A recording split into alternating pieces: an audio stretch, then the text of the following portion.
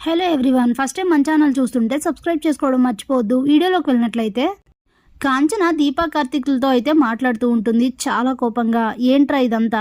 తప్పు చేసిన వాడిని శిక్షించకుండా ఎందుకు వదిలేశారు? వాడి మీద పోలీస్ కంప్లైంట్ ఇవ్వకుండా ఎందుకు వదిలేశారు అని అంటే, ఎవరిచ్చారో మనకు తెలియదు కదా అని అంటాడు కార్తీక్. తెలియకపోవడానికి ఏముంది, ఇది కూడా జ్యోత్స్న పనే అవుతుంది అని చెప్తుంది. జ్యోత్స్న ప్లాన్ కాదత్తయ్య అని అంటుంది దీప. తనే నన్ను ఈ ఆర్డర్ తీసుకోవద్దని చెప్పింది అని అంటే, అదంతా డ్రామానే. బొద్దెంక వేసి నీ రెస్టారెంట్ మూయించాలని చూసింది ఎవరు? జ్యోత్స్నే కదా, మరి ఇది కూడా దాని ప్లానే అవుతుంది అని అంటుంది. ఇక దీప ఆలోచిస్తూ ఉంటే అప్పుడే కార్తీక్, అయితే అమ్మ చెప్పింది నిజమేనా? అమ్మ ఇంత బలంగా నమ్ముతుందంటే ఇది జ్యోత్స్న ప్లానేనా? మరి ఆఫీస్లో నేను ఇందాక అంతలా మాట్లాడినా కూడా తను ఎక్కడా బయటపడలేదు కదా. అయినా తను బయటపడకపోతే మాత్రం బయటపడకుండా ఉండేలా జాగ్రత్త పడుతుందేమో, ప్లాన్ చేయకుండా జాగ్రత్త పడుతుందేమో బయటపడకుండా. నేనెలా వదిలేస్తాను? తను బయట పడకపోయినా సరే బయట పెట్టే తీరుతాను. ఇంత పెద్ద ట్విస్ట్ ఇచ్చిన మరదల్ని నేనెందుకు వదిలేస్తాను? ఎవరనేది తెలుసుకొని తీరుతానని అయితే ఫిక్స్ అవుతాడు కార్తీక్. మరోవైపు సూరజ్ కూడా నిద్రపోకుండా ఈ ఫేక్ ఆర్డర్ గురించి ఆలోచిస్తూ, అసలు ఎవరిచ్చుంటారు, ఇది ఎవరి ప్లాన్ అయి ఉంటుంది, అనుకున్నట్టుగా జ్యోత్స్న ప్లానా లేదంటే వేరే ఎవరైనా చేశారు అని ఆలోచిస్తూ, ఈసారి ఇలాంటి మిస్టేక్స్ జరగకుండా జాగ్రత్త పడాలి. ఎలాగైనా సరే దీప గారే విన్ అయ్యి సీఈఓ అయ్యేలా చేయాలి. ఎన్నో మంచి మంచి ఐడియాస్ ఇచ్చి దీప గారిని గెలిపించాలి. ఎట్టి పరిస్థితుల్లో ఈ రాక్షసి జ్యోత్స్న మాత్రం గెలవకూడదు. దాని సహాయంగా నా వంతు ప్రయత్నం నేను చెయ్యాలి అని అయితే అనుకుంటూ ఇక అలానే నిద్రపోతాడు సూరజ్. ఇంతలో ఉదయం అవుతుంది. కార్తీక్ అలాగే జ్యోత్స్న కారులో ఆఫీస్కి అయితే వెళ్తూ ఉంటారు.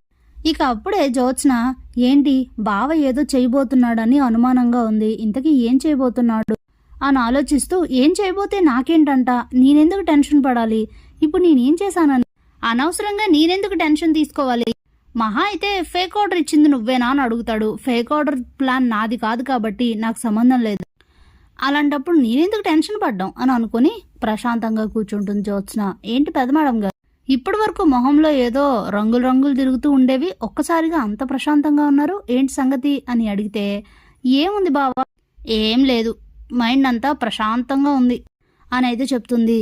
అదే అంత ప్రశాంతంగా ఎలా ఉండగలుగుతున్నావో అర్థం కావట్లేదు జ్యోత్స్న అని అడుగుతాడు. దేని గురించి అని అంటే, నువ్వు చేసిన ఘనకార్యం బయటపడితే ఏం జరుగుతుందో ఆ మాత్రం కూడా ఆలోచించలేకపోతున్నావా? నువ్వు బయటపడకుండా జాగ్రత్త తీసుకుంటే మాత్రం ఊరుకుంటారనుకుంటున్నావా? ఇంత పెద్ద ఫ్రాడ్ చేసి నిన్ను వదిలేస్తాం అనుకుంటున్నావా? అది ఎలా అయినా బయట పెట్టే తీరుతాను అని చెప్తాడు. దేని గురించి అంటున్నావు అని జ్యోత్స్న అడిగితే, ఇంక దేని గురించి అంటున్నాను, ఫేక్ ఆర్డర్ గురించి అంటున్నాను అని చెప్తాడు.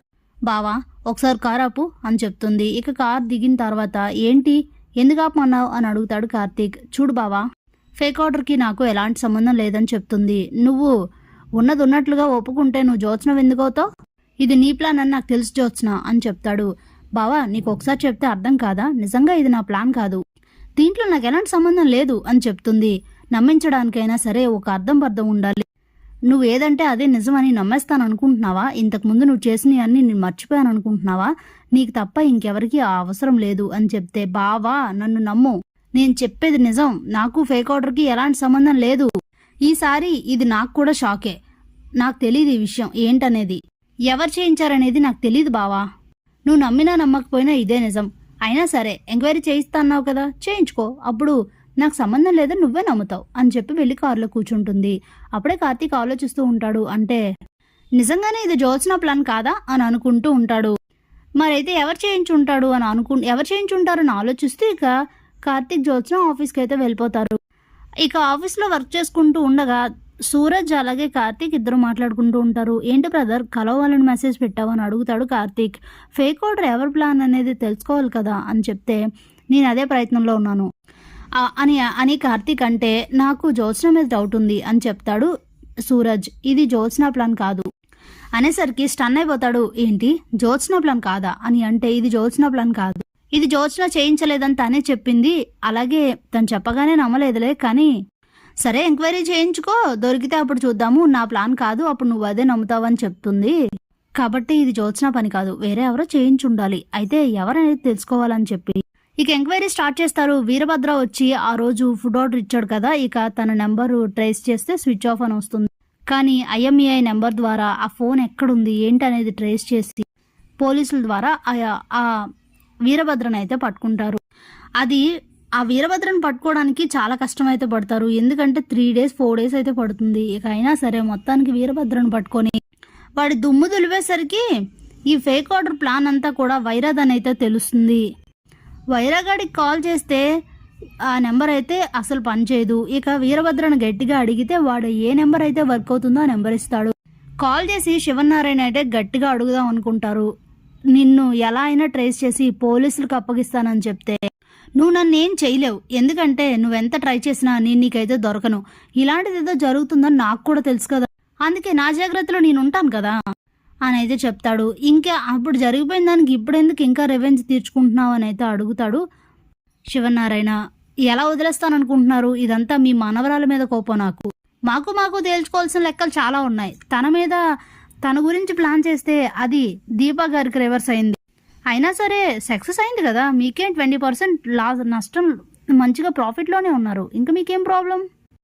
హ్యాపీగా ఉండండి, కానీ మీ మనవరాల్ని మాత్రం నేను వదలను అని చెప్తాడు. ఏంట్రా నువ్వు వదిలేది, పిచ్చిగా ఉందా అని అడుగుతుంది జ్యోత్స్న. నువ్వు నన్ను ఏం చేయలేవు జ్యోత్స్న, నేను చాలా సేఫ్ ప్లేస్లో ఉన్నాను, నన్ను పట్టుకోలేవు, నన్ను ఏం చేయలేవు అని అయితే వార్నింగ్ ఇచ్చి ఫోన్ పెట్టేస్తాడు. ఇక అందరూ ఎలా అయినా ఈ వైరాగాన్ని పట్టుకోవాలని అయితే గట్టిగా భీష్మించుకుంటారు. Thanks for watching.